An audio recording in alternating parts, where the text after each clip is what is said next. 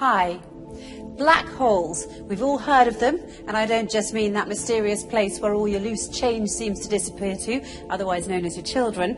I'm talking about that region of space with a gravitational field so intense that no matter, radiation or even light can escape it. There's a joke that astrophysicists like to tell, and it goes something like this.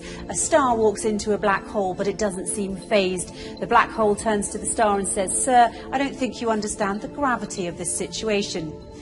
But as with most jokes, it carries a ring of truth to it. Until 2011, astrophysicists were not able to confidently report this phenomenon of stars falling into black holes, but now they can. And the total number of cases of stars falling into black holes reported until 2016 had been 3. Interestingly enough, although it's not an astrology book, there's an entire chapter in the Quran called The Star, and the first verse of that chapter is, "By the star when it falls." In this chapter, the Quran describes characteristics of a place so similar to what we now know as fitting the description of the black hole that it will send a shiver down your spine. In the Islamic faith, it is believed that God granted Prophet Muhammad a special trip to the heavens. This trip was miraculous, of course, as there was no technological way the Prophet could have taken such a journey at the time, seeing as how planes hadn't even been invented, let alone rocket ships.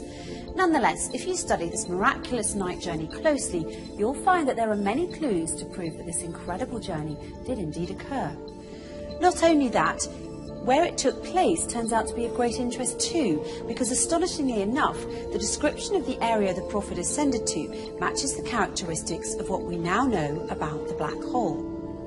So let's look at what we now know about the black hole through the recent discoveries of science and compare it to the mysterious area the Quran describes in its pages as part of this miraculous night journey the Prophet took. Firstly, in verse 16 of chapter 53, the Quran describes this place in space as very dark. In fact, it describes it as darkness covered or draped in darkness, which is not surprising. Space is a pretty dark place. Even so, some areas are darker than others, but nothing is darker than a black hole, because black holes have such immense forces of gravity, nothing, not even light, can escape from them.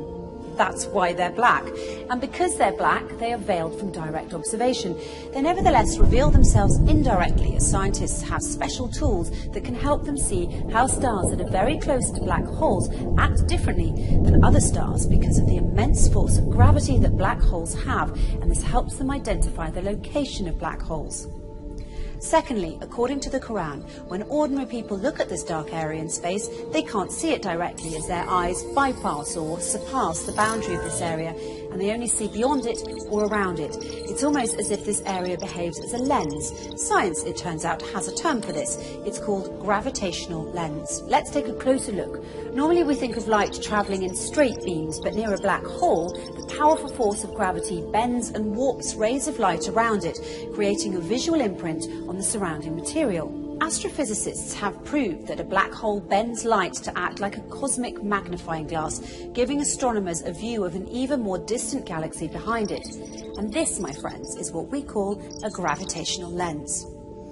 However, the Quran brings our attention to an interesting fact regarding this matter in verse 17 of chapter 53, when it says, "The eyesight of the Prophet Muhammad did not swerve, nor did it pass beyond the boundary. He certainly saw it as one of the greatest signs of his Lord." Could this verse be alluding to the fact that the Prophet Muhammad actually visited the black hole and looked at it directly? Thirdly, the Quran describes this area's shape, wide at the top with sloping sides and a narrow tube at the bottom, almost funnel-shaped.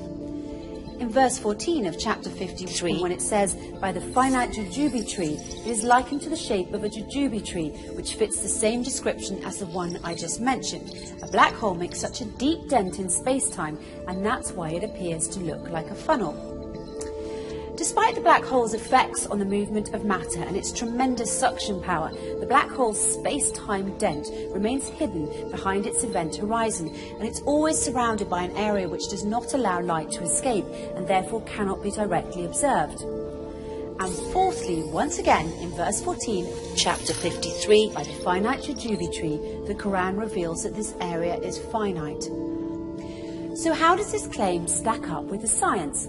Until recently, it was assumed that black holes had such an infinite strength of gravitational field that occurs deep within them, ensuring that nothing, not even light, can ever escape them, and a trip into a black hole is a one-way journey. Once you cross the event horizon, the point at which light can't escape, there's no turning back. But researchers such as Georges Poulin, Rodolfo Gambini and Gerard Hooft have recently been able to prove otherwise and show that energy can escape black holes and that black holes are finite. This essentially means that black holes don't end in an infinite density, but rather act as a portal to another universe. The acclaimed British physicist Professor Stephen Hawking supports this claim and further suggested that there could be a way out of the black hole when he famously said, "If you feel you're in a black hole, don't give up. There's a way out. It might have a passage to another universe, but you couldn't come back to our universe. So although I'm keen on spaceflight, I'm not going to try that." In conclusion, the Quran swears by the star when it falls that the Prophet Muhammad travelled through space and reached an area which, according to the Quran, is one of God's greatest signs, an area that is much darker than its surroundings. This darkness hides its funnel jujube tree shape underneath, and no one can see this area directly, as his or her eyesight will swerve and pass beyond its boundary.